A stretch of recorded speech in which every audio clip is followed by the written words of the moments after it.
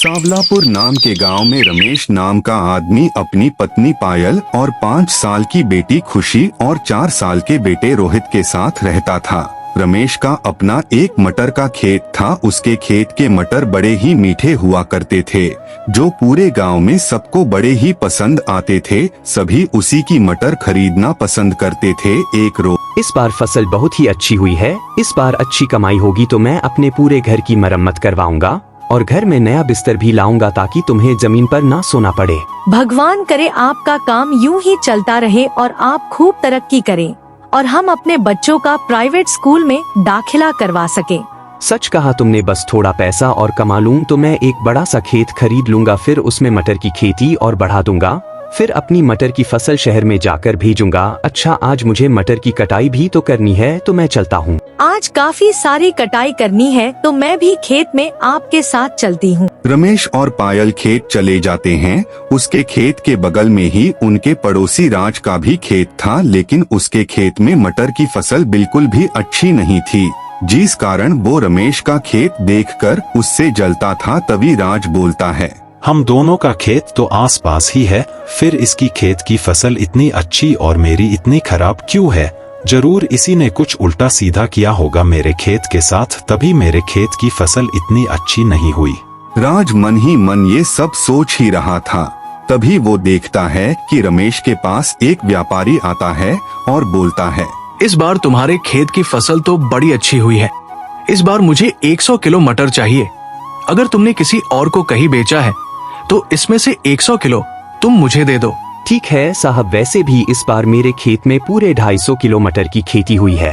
ठीक है, फिर 100 किलो मुझे भिजवा देना और चाहिए होंगे तो बता दूंगा। ठीक है साहब। ये कहकर सेठ जाने लगता है। तभी राज बोलता है, सेठ जी जरा मेरे खेत की फसल के मटर भी ले लीजिए। अच्छा, पहले टेस्ट तो करवा अपनी मटर। हाँ जी, ये लीजिए साहब। राज उसे मटर खाने को देता है, लेकिन जैसे ही सेठ उस मटर को चखता है तो बुरा सा मुंह बनाते हुए कहता है, माफ करना, लेकिन मैं तुमसे ये मटर नहीं खरीद सकता। ये तो बड़े ही बेस्वाद है। इससे तो मुझसे कोई भी ग्राहक नहीं खरीदेगा। अच्छा, मैं चलता हूँ भाई। ये कहकर वो वहाँ से चला जाता है। तभी राज रमेश से गुस्सा होकर बोलता है, तुम्हारे कारण मेरी फसल की बिक्री नहीं हो पाई। हम दोनों के खेत आसपास हैं, लेकिन इसके बावजूद भी मेरे खेत की फसल अच्छी नहीं होती। इसका मतलब तूने जरूर मेरे खेत की फसल खराब करने के लिए कुछ डाला है। अरे ये आप कैसी बातें कर रहे हैं? मैं ऐसा क्यों करूँगा और मैं ऐसा क्यों चाहूँगा? बस अब ज्यादा भोला बनने की कोशिश मत करो। मैं जानता हूँ तुमने ही कुछ किया है ताकि मेरे खेत की फसल खराब हो जाए और सब तुमसे ही मटर खरीदे। मैं कुछ कह नहीं रहा, इसका मतलब ये नहीं कि तुम कुछ भी बोलते जाओगे। मैंने हमेशा पूरी ईमानदारी से अपना काम किया है। ना तो मैंने कभी किसी का बुरा किया है और ना ही कभी किसी का बुरा सोच सकता हूँ। राज भाई साहब, आप जो भी सोच रहे हैं वो गलत सोच रहे हैं। इसके अलावा हमें अपनी सफाई के बारे में कुछ भी नहीं कहना है। हम जानते हैं आप परेशान हैं, लेकिन इसका मतलब ये नहीं कि आप हमें कुछ भी बोलेंगे। चलिए जी यहाँ से। ये कहकर वो वहाँ से चले जाते हैं। राज की बात सुनकर उन दोनों को बहुत बुरा लगता है। 3 दिन बाद रमेश सेठ जी को 100 किलो मटर बेच देता है, जिससे उसको अच्छे पैसे मिल जाते हैं। अभी भी उसके खेत के लगभग 150 किलो मटर बच जाते हैं। जब सेठ जी के खरीदे हुए मटर ग्राहकों ने खरीदे तो वो मटर ग्राहकों को बड़े पसंद आए, तो बाकी ठेकेदारों ने भी रमेश की बची हुई मटर खरीदने का ऑर्डर दे दिया। हे भगवान, तेरा लाख लाख शुक्रिया। पता है पायल, हमारे सारे मटर बिक गए। हमारी बची हुई मटर बिकने के भी ऑर्डर आ गए। अब मैं सोच रहा हूँ कि बाकी की मटर बिकने के बाद मेरे पास जब सारे पैसे आएंगे तो उनमें से मैं कुछ पैसे राज भाई साहब को दे दूंगा ताकि वो फिर से अपनी फसल उगा सके। इस बार उन्हें फसल में नुकसान हुआ है तो उनके काम आ जाएंगे।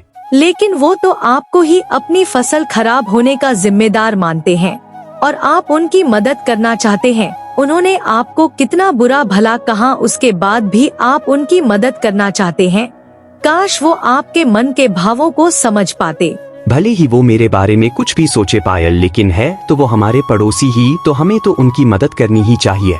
जहाँ रमेश राज के बारे में इतना सोच रहा था, वहीं राज के मन में तो उसके खिलाफ गुस्सा पन रहा था। उस रमेश को बड़ा घमंड है ना खुद पर। अब मैं उसका घमंड चूर चूर कर दूंगा, उसकी सारी फसल खराब कर दूंगा।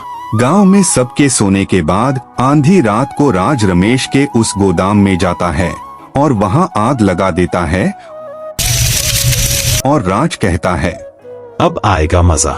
अगली सुबह जब रमेश गोदाम में जाता है तो देखता है कि गोदाम में रखी उसकी सारी फसल जल चुकी होती है।